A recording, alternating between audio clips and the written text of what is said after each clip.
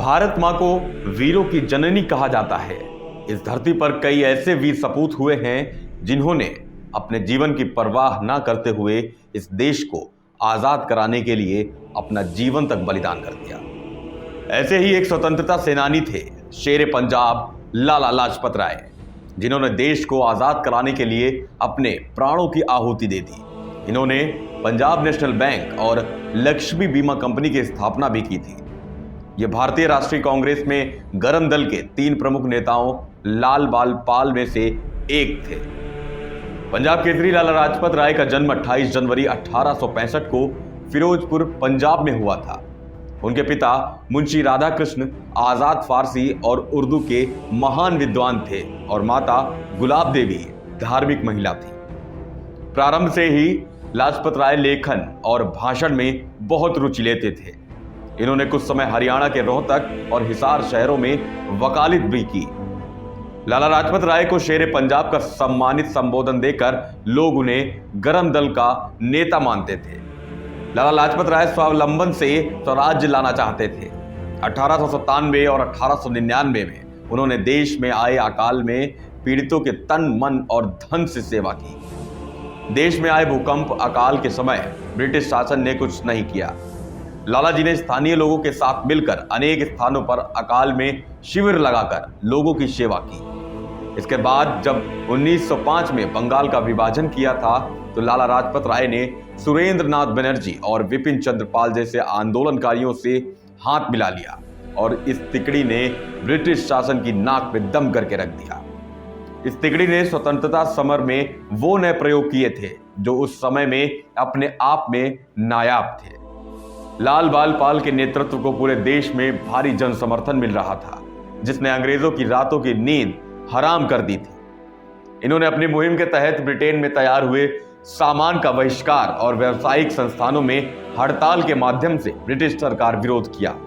स्वावलंबन से स्वराज्य प्राप्ति के पक्षधर लाला जी ने अपने विचारों की स्पष्टवादिता के चलते उग्रवादी नेता के रूप में काफी लोकप्रिय हुए। लाला लाजपत राय अक्टूबर 1917 में अमेरिका पहुंच गए। यहां के न्यूयॉर्क शहर में उन्होंने Indian home rule league of America नाम से एक संगठन की स्थापना की। इस संगठन के माध्यम से उन्होंने वहां से स्वाधीनता की चिंगारी को लगातार हवा देते रहे।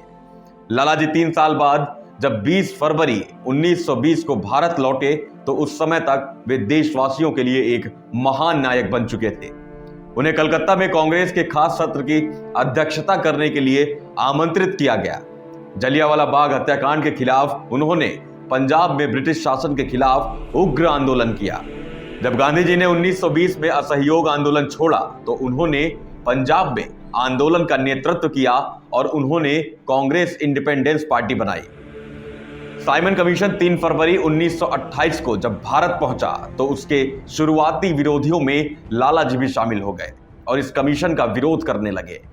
यह साइमन कमीशन भारत में संवैधानिक सुधारों की समीक्षा एवं रपट तैयार करने के लिए बनाया गया। 7 सदस्यों की कमेटी थी। ये सभी भारत में संवैधानिक ढांचे को अंग्रेजी मंशा के आधार पर तैयार करने के लिए भारत आए थे, जिसका पूरे देश में जबरदस्त विरोध देखने को मिला। साइमन कमीशन के भारत में आने के साथ ही इसके विरोध की आग पूरे देश में फैल गई। चौरी चौरा कांड के बाद गांधी जी द्वारा असहयोग आंदोलन वापस लिए जाने से आजादी की लड़ाई में जो ठहराव आ गया था वो अब टूट चुका था। लोग फिर से सड़कों पर निकलकर आने लगे और देखते ही देखते पूरा देश साइमन गो बैक के नारों से गूंज उठा। साइमन कमीशन के विरोध में क्रांतिकारियों ने 30 अक्टूबर 1928 को लाहौर में एक विरोध प्रदर्शन का आयोजन कर रखा था, जिसका नेतृत्व लाला जी खुद कर रहे थे। इस प्रदर्शन में उमड़े जनसैलाब को देखकर अंग्रेज बुरी तरह बौखला गए थे। इस प्रदर्शन से डरे अंग्रेजों ने लाला जी और उनके दल पर लाठीचार्ज कर दी। इसमें शामिल युवाओं को बेरहमी से पीटा गया। लाला लाजपत राय अंग्रेजों की इस लाठी से डरे नहीं और जमकर उनका सामना किया।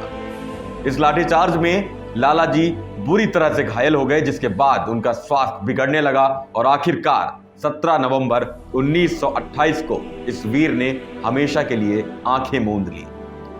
लाला जी गरम दल के नेता थे। उन्हें चंद्रशेखर आजाद, भगत सिंह, राजगुरु, सुखदेव व वीर क्रांतिकारी अपना आदर्श मानते थे। जब लोगों को पता चला कि अंग्रेजों ने बेरहमी से पीटकर लाला जी को मार डाला तो गर्म दल के नेता उत्तेजित हो उठे और लाला जी की मौत का बदला लेने के लिए 17 दिसंबर 1928 को ब्रिटिश पुलिस अफसर सैंडर्स को गोली मार दी गई। बाद में सैंडर्स की हत्या के मामले में ही राजगुरु सुखदेव और भगत सिंह को फांसी की सजा सुनाई गई। आज के इस एपिसोड में इतना ही। बाकी अगले एपिसोड में मिलते हैं एक नई कहानी के साथ। तब तक के लिए जय हिंद, जय भारत।